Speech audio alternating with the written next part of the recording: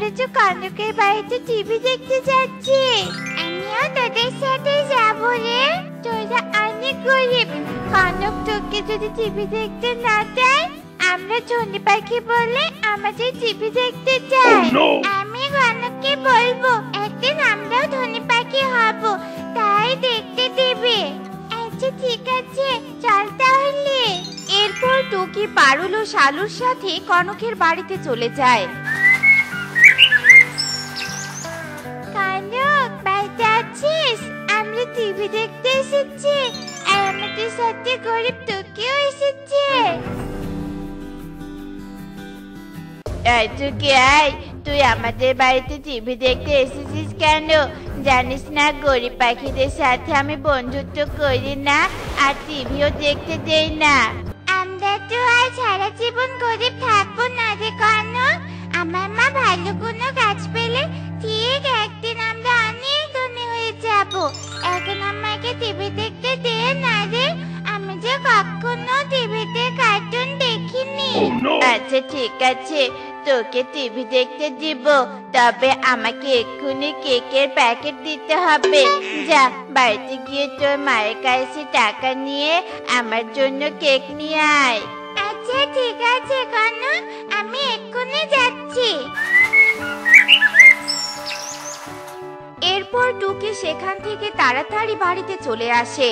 মা, মা, আমাকে কিছু টাকা দাও তো, আমার না কেক খেতে খুব ইচ্ছে করছে। এই নে মা টাকা, আমার কাছে মাত্র 10 টাকাই ছিল। আচ্ছা ঠিক আছে মা।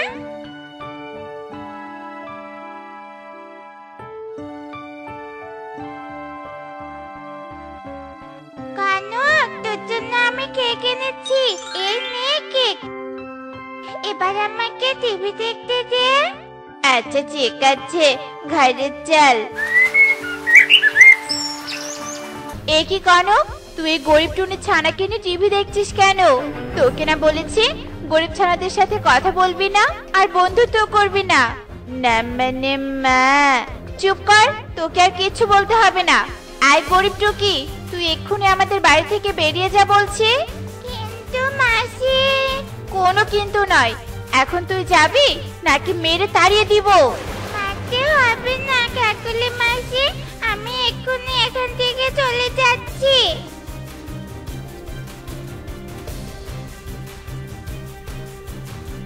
মা, টুকিকে তো ফ্রিতে টিভি দেখতে দেয়নি, ওর কাছে একটা কেকের প্যাকেট নিয়ে তারপর টিভি দেখতে দিয়েছি। সামান্য 10 টাকা দামের কেকের প্যাকেট নিয়ে ওকে ঘরে নিয়ে এসেছিলি? টুকিকে বলবি প্রতিদিন যদি তোর জন্য বার্গার নিয়ে আসতে পারে তাহলে টিভি দেখতে দিবি। আচ্ছা ঠিক আছে মা, তাই বলবো। কনক, এখন তো বিকেল হয়ে গেছে, আমরা বাড়িতে চলে যাই, নয়তো মা আবার আমাদেরকে খুঁজবে। দাদা, আমিও তোদের সাথে টুকিদের বাড়িতে যাব।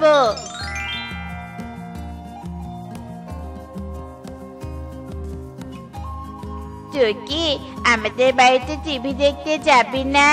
হ্যাঁ রে, যাবো। এখন কি তোর মা আমাকে টিভি দেখতে দিবে? হ্যাঁ রে, মা বলেছে আমাকে যদি প্রতিদিন একটা করে বার্গার দিতে পারিস তবে তোকে টিভি দেখতে দিবে। আচ্ছা ঠিক আছে, আমি তাহলে কাল একটা বার্গার নিয়ে টিভি দেখতে যাব। এরপর কনক বাড়িতে চলে যায়, আর এভাবেই সেই দিন কেটে যায়। মা টুকি, তুই বাড়িতে খেলা কর, আমি কাজে গেলাম। মা, আজ আমার বার্গার খেতে খুব ইচ্ছে করছে, আমাকে কিছু টাকা দিয়ে যাও না মা, আমি বার্গার কিনে খাবো। কিন্তু মা, আমার কাছে তো বার্গার কেনার মতো টাকা নেই, কাল তো কাজ বন্ধ ছিল, তাই সব টাকা চাল ডাল আনতেই শেষ হয়ে গেছে। মা, তোতা আঙ্কেলের হোটেল থেকে আমাকে একটা বার্গার বাকিতে নিয়ে দাও, কাজ থেকে আসার সময় টাকাটা দিয়ে এসো। আমার মেয়েটার মাথায় কত না বুদ্ধি। আচ্ছা ঠিক আছে, চল তাহলে তোতা দাদার হোটেলে যাই।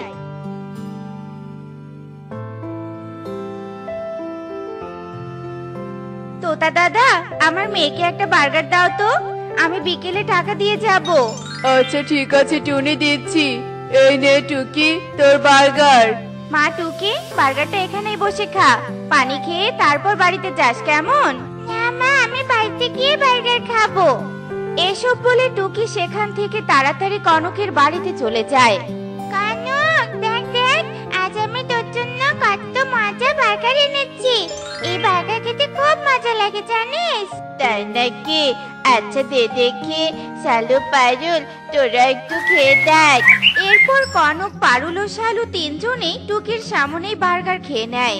আর তারপর তারা আবারও টিভি দেখতে শুরু করে। আর এভাবেই সারা দিন কেটে বিকেল হয়ে যায়। বিকেল হয়েছে, এখন চল আমরা নদীর পাড়ে গিয়ে কিছুক্ষণ খেলা করি। হ্যাঁ কনক, তাই চল।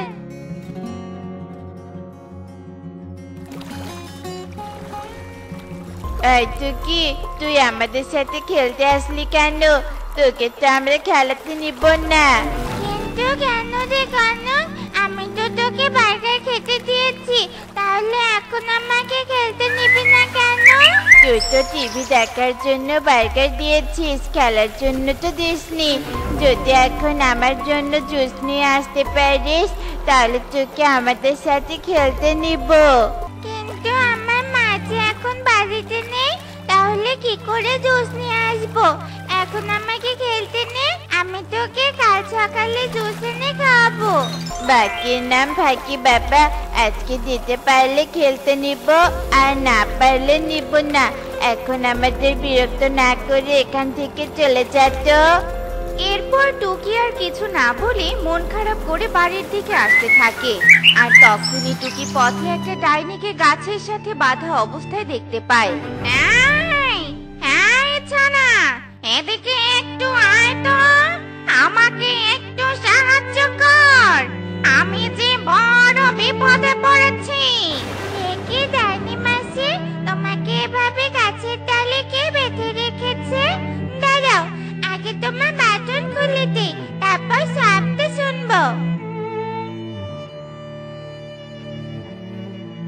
তোকে অনেক ধন্যবাদ পাখি। আসলে আমি শয়তানি করে এক তান্ত্রিকের ধ্যান ভেঙে দিয়েছিলাম, আর তান্ত্রিক রাগ করে আমাকে এখানে বেঁধে রেখে গেছে। তখন থেকে আমি অনেক পাখির কাছেই সাহায্য চেয়েছি, কিন্তু কেউ আমাকে সাহায্য করেনি। আর তুই কিনা ছোট পাখি হয়ে আমাকে সাহায্য করলি। আমার মা বলেছে কেউ বিপদে পড়লে তাকে যেন সাহায্য করি। তোর মা বুঝি অনেক ভালো পাখি, তাই তোকে ভালো শিক্ষা দিয়েছে। কিন্তু তুই মন খারাপ করে কোথায় যাচ্ছিলি? এরপর টুকি ডাইনিকে সব কথা খুলে বলে। ওই পাখিরা খুব খারাপ, ওদের বাবা মারা ধনী বলে গরিবকে দেখে অহংকার করে, আর এসব তো ওদের বাবা মাই শিখিয়েছে। যাই হোক, আমি তোকে সাহায্য করব। এই নে কিছু জুস, এখন ধনী পাখিদের জুস দিয়ে তুই খেলা কর, আর আমি তোর বাড়িতে গিয়ে একটা টিভি দিয়ে যাব। সত্যি বলছে ডাইনি মাসি? ইয়ে, কি মজা, কি মজা! এখন থেকে আমি বাড়িতে বসে টিভিতে কার্টুন দেখবো।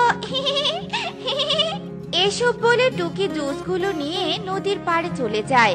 আর সেখানে যেতেই সে দেখতে পায় কনক পানিতে পড়ে হাবুডুবু খাচ্ছে। টুকি, টুকি, আমাকে বাঁচা, আমি যে পানির নিচে চলে যাচ্ছি, আমাকে বাঁচা। শালু, পারুল, তোরা কনককে সাহায্য না করে দাঁড়িয়ে আছিস কেন? ক্যাশ নেই তো? কনককে সাহায্য করতে কি আমরাই ডুবে মরি। কনক, চিন্তা করিস না, আমি তোকে সাহায্য করছি। এরপর টুকি একটা গাছের ডাল এনে কনকের সামনে ফেলে দেয়। আর কনক গাছের ডাল ধরে উপরে উঠে আসে। টুকি, তোকে অনেক ধন্যবাদ। তোকে গরিব বলে অপমান করেছি, আর তুই আজ আমার জীবন বাঁচালি। আর যাদের ধনী ভেবে বন্ধু বানিয়েছিলাম, তারাই আমাকে সাহায্য করলো না। আজ থেকে তোদের সাথে আমার বন্ধুত্ব শেষ। তুই কি আমার প্রকৃত বন্ধু। তুই কি এখন থেকে তোকে ফ্রিতে টিভি দেখাবো। আমি আর তোদের বাড়িতে টিভি দেখতে যাব না রে, কারণ ডাইনি মাসি আমাদের বাড়িতে টিভি দিয়ে গেছে। মানে টুকি কিসব বলছিস তুই? তোর শরীর এখন খুব ক্লান্ত হয়ে পড়েছে, আগে জুসগুলো খা, তারপর বাড়ি যেতে যেতে সবটা বলবো।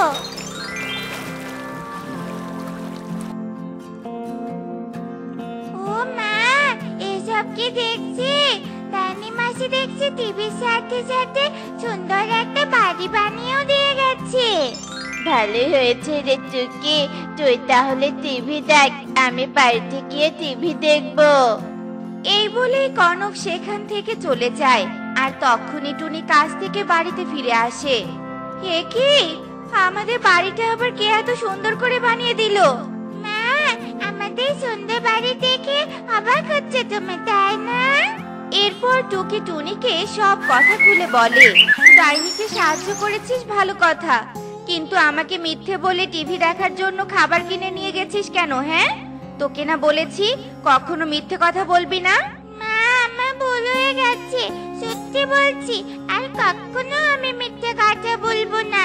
মা টুকি, আমাকে ক্ষমা করে দে। আসলে টুনি, টুকির কোনো দোষ নেই, আমার জন্যই টুকি মিথ্যে শিখেছিল। আমি যদি গরিব বলে টুকিকে বাড়ি থেকে বের করে না দিতাম, তাহলে টুকি তোকে মিথ্যে বলতো না।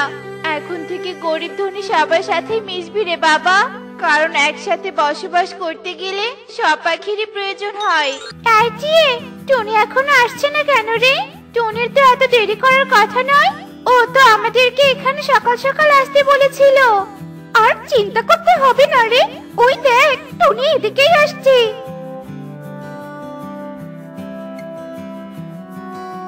তোর এত দেরি হলো কেন রে টুনি? আর এই বাটিতে কি? এই বাটিতে আমি তোদের জন্য পায়েস এনেছি। তোদের জন্য পায়েস রান্না করতে গিয়েই তো দেরি হয়েছে, তোরা আমার উপর রাগ করিসনি তো? কি হলো রে, কিছু না বলে এভাবে আমার দিকে ড্যাব ড্যাব করে তাকিয়ে আছিস কেন? হ্যাঁ, এই বিউটি টিয়ে, এই। কিছু হয়নি, তবে ভাবছি। কি ভাবছিস? ভাবছি তুই এত সুন্দরী হয়ে আমাদের মতো অসুন্দরী পাখিদের সাথে বন্ধুত্ব করলি কি করে? তুই ঠিকই বলেছিস, আমিও তো তাই ভাবছি। তোর মতো সুন্দরীকে আমাদের পাশে মানায় না রে। অনেক হয়েছে, এবার থাম তো তোরা। আমাকে আর কখনো সুন্দর আর তোদের অসুন্দর বলবি না। সৃষ্টিকর্তার সৃষ্টি সবাই সুন্দরী, বুঝলি? আমাদের এই বন্ধুত্ব কখনোই ভাঙবে না। তুই অনেক ভালো রে টুনি। শুধু আমি না, তোরাও অনেক ভালো। নে তো, এবার পায়েস খেয়ে আমাকে উদ্ধার কর। এই বলেই টুনি পায়েসের বাটিটা তার দুই বান্ধবী বিউটি আর টিয়ের দিকে বাড়িয়ে দেয়, আর ওরা দুজন পায়েস খেতে থাকে। দারুণ রান্না করেছিস রে টুনি, অনেক সুস্বাদু হয়েছে।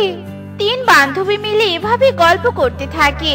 অন্যদিকে একটা ঈগল গাছের ডালে বসে বলতে থাকে, অবশেষে একটা নতুন বন খুঁজে পেলাম। আজ থেকে আমি এই বনে থাকবো, আর এই বনের পাখিদের ধরে ধরে খাবো। হা হা হা হা হা। এখন আমাকে এই গাছের ডালে একটা বাড়ি বানাতে হবে। যাই, বাড়ি বানানোর সব সরঞ্জাম নিয়ে আসি। এই বলে ঈগল চলে যায়, আর কিছুক্ষণের মধ্যেই বাড়ি বানানোর সব সরঞ্জাম নিয়ে আসে, আর গাছের ডালে বাড়ি বানাতে শুরু করে। আর এইভাবে বেশ কিছুক্ষণ কেটে যায়, আর এক পর্যায়ে ঈগলের বাড়ি বানানো শেষ হয়ে যায়। নাম আমার ঈগল, কোনো কাজে করি না গন্ডগোল। হা হা হা হা হা।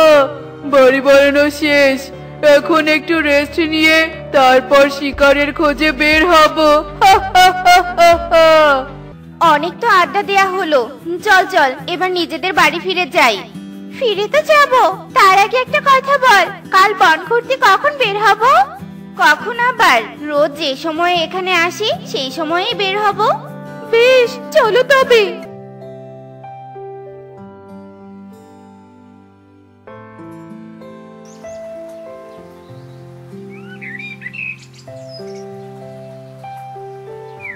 শোন টুনি, আজ কিন্তু আমরা বনের উত্তরে যাব ঘুরতে।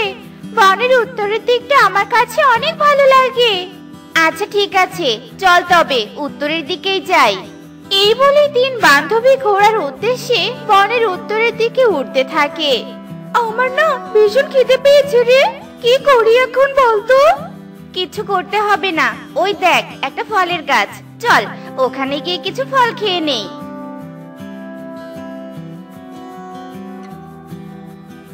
পেট শান্তি তো দুনিয়া শান্তি। এখন বেশ ভালো লাগছে রে। আমার নাম ঈগল, কই না কোনো গন্ডগোল। হা হা হা হা হা। পাখিরা তোরা আমার চোখে পড়েছিস, এবার তো তোরা আমার পেটে যাবি। হা হা হা হা হা। আমি আসছি। টুনিটি সর্বনাশ করেছে, আমাদের দিকে ঈগল তেড়ে আসছে। হায় হায় রে, পালা রে পালা। এই বলে টুনিরা পালাতে থাকে, ঈগল ওদের পিছু পিছু উঠতে থাকে। পালিয়ে পার পাবি না রে, আমি ঈগল তোদের ধরেই ছাড়বো। হা হা হা হা হা। এই তোরা আরো দ্রুত চল, ঈগল আমাদের অতি নিকটে। এই দাঁড়া বলছি, দাঁড়া। সহজে ধরা দে আমাকে, তোরা সহজে ধরা দিলে তোদের আমি গিলে খাবো, আর নয়তো তোদের চিবিয়ে চিবিয়ে অনেক কষ্ট দিয়ে খাবো। দাঁড়া বলছি, দাঁড়া। ঈগলের এমন হুমকি শুনে টুনিরা আরো দ্রুত উঠতে থাকে। এভাবে বেশ কিছুক্ষণ কেটে যায়। উফ বাবা, উঠতে উঠতে পেটের ক্ষুধা তরতর করে বেড়ে গেল রে। ক্ষুধার জ্বালায় শরীরটাও ক্লান্ত লাগছে। পারলাম না রে, পারলাম না, ওদের ধরতে পারলাম না। আজ আমার হাত থেকে বেঁচে ফিরলি, তবে তোদের আমি খাবোই খাবো, সেটা আজ নয় তো কাল। বন্ধুরা ঈগল নেই, চল চল গাছের ডালে বসে রেস্ট নেই। এইসব বলে ওরা তিনজন নিচের দিকে আসতে থাকে। অনেক দ্রুত ওড়ার কারণে বিউটি পায়রা একটা গাছের সাথে ধাক্কা লেগে নিচে পড়ে যায় আর পাখায় ব্যথা পায়। এদিকে টুনি আর টিয়ে নিজেদের নিয়ন্ত্রণ করে বিউটির কাছে চলে আসে। ওরে বাবারে, ওরে মারি, ভীষণ ব্যথা পেয়েছি রে, আমার পাখা। আমি মনে হয় আর উঠতে পারবো না রে। কাঁদিস না বিউটি, তোর কিচ্ছু হবে না, আমরা আছি তো। তোরা দুজন এখানে থাক, আমি বিউটির জন্য ব্যথার ঔষধি গাছ খুঁজে নিয়ে আসছি। বেশ বেশ, তবে তুই সাবধানে যাস রে, আর তাড়াতাড়ি ফিরিস। টুনি আর কিছু না বলে উঠতে থাকে আর ঔষধি গাছ খুঁজতে থাকে। ঠিক তখনই টুনির চোখ যায় তার পাশ দিয়ে উঠতে থাকা মুন্নির দিকে। এই সুন্দরী পাখি, কে তুমি? তোমাকে তো এই বনে আগে কখনো দেখিনি। তুমি কি এই বনে নতুন এসেছো? আমি এই বনে আগে থেকেই থাকি। আমি এই বনের পাখির সাথে মিশি না, আর খুব প্রয়োজন ছাড়া ঘর থেকে বের হই না। তাই আমাকে দেখে তোমার নতুন মনে হচ্ছে। তা তুমি এদিকে কোথায় যাচ্ছ? সে অনেক বড় কাহিনী, ওই গাছের ডালে চলো, তোমাকে সবটা খুলে বলছি। মুন্নি আর টনি গাছের ডালে এসে বসে, আর টনি মুন্নিকে তাদের সাথে ঘটে যাওয়া সব কথা খুলে বলে। সব শুনে মুন্নি অবাক হয়ে বলে, তুমি একটা সুন্দরী পাখি হয়ে সাধারণ আর অসুন্দর পাখিদের সাথে বন্ধুত্ব করেছো, আবার ওই গাইয়া খ্যাত অসুন্দর পাখিদের বিপদে সাহায্য করতে চাচ্ছ? খুবই দুঃখজনক। আমাকে দেখো, আমি একা থাকি, তবুও কোনো অসুন্দর পাখির সাথে বন্ধুত্ব করিনি।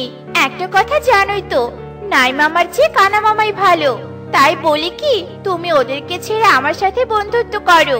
তুমিও সুন্দরী, আমিও সুন্দরী, আমরা দুজনে বেশ মিলেমিশে থাকবো। এভাবে মুন্নি টুনিকে আরো অনেক কিছু বলে, যা শুনে টুনির মধ্যে অহংকার চলে আসে। মুন্নি, তুমি ঠিকই বলেছো, অসুন্দর পাখিরা আমাদের মতো সুন্দরীদের সাথে বন্ধুত্ব করার যোগ্যতা রাখে না।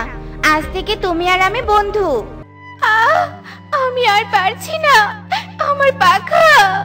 এই টুনিটা আসছে না কেন? ওর আবার কোনো বিপদ হলো না তো? বিউটি, এখানে একটু অপেক্ষা কর, আমি টুনিকে খুঁজে নিয়ে আসছি। এই বলে টিয়া বিউটিকে একা রেখে টুনিকে খোঁজার জন্য উঠতে থাকে। বেশ কিছুক্ষণ খোঁজার পর টুনিকে মুন্নির সাথে বসে থাকতে দেখে টিয়া টুনির কাছে আসে। টুনি, তুই এখানে বসে, আর আমি তোকে খুঁজে মরছি। চল চল, তাড়াতাড়ি চল টুনি, বিউটির অনেক কষ্ট হচ্ছে।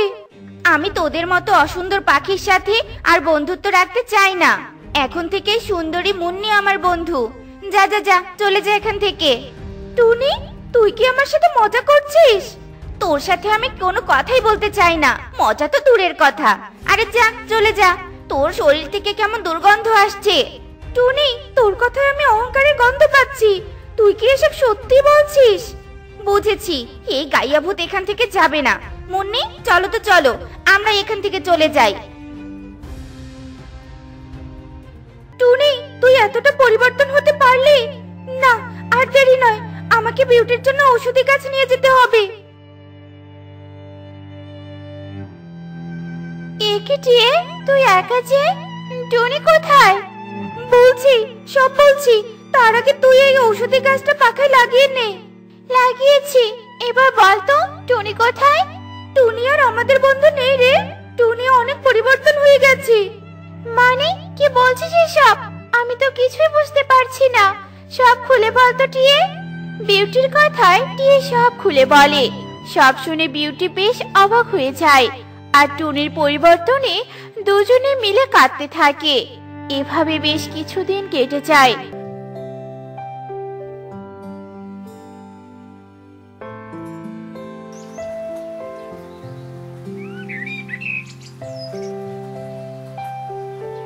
টুনির মাঝে অহংকার দিন দিন বাড়তেই থাকে। একদিন টুনি আর মুন্নি একটা গাছের ডালে বসে গল্প করছিল। ঠিক তখনই ওখানে বিউটি আর টিয়ে আসে। এই গাইয়া খ্যাত, তোরা এখানে কেন? হ্যাঁ, দেখছিস না এখানে বসে আমরা গল্প করছি? তোদের মুখ দেখে আমাদের গল্পের মুড নষ্ট হয়ে গেল। টুনি, তোর এত অহংকার হয়েছে, বেশি অহংকার ভালো নয়, তাই বলি কি আগের মতো হয়ে যা। আমি তোদের কোনো কথাই শুনতে চাই না, বুঝেছিস? যা এখান থেকে চলে যা বলছি। টুনি বোন, অহংকারের অধপতন খুবই ভয়ঙ্কর ভাবে হয়, তুই দয়া করে অহংকার ত্যাগ কর। আমার যা মন চায় আমি তাই করব, তোরা বলার কে রে? হ্যাঁ? ওদের কথা বলার মাঝে এক পর্যায়ে আকাশ কালো মেঘে ছেয়ে যায় আর বৃষ্টি শুরু হয়। এই গাইয়াদের সাথে কথা বলতে কখন যে আকাশ কালো করে বৃষ্টি নামলো বুঝতেই পারিনি। এদের দেখে আমার বমি পাচ্ছে। চলো মুন্নি, এখান থেকে চলো। ওই যে সামনে একটা বাড়ি দেখা যাচ্ছে, ওই বাড়িতে গিয়ে আশ্রয় নেই। না টুনি, ওই বাড়িতে যাস না, ওটা ঈগলের বাড়ি। ওখানে গেলে ঈগল তোদের ক্ষতি করবে। আমার ক্ষতি হলে হবে, তোদের এতে নাক গলাতে হবে না, বুঝলি? চলো মুন্নি চলো। উচিত জবাব দিয়েছো, চলো। বাড়িতে তো কাউকে দেখতে পাচ্ছি না, কেউ আছো বাড়িতে?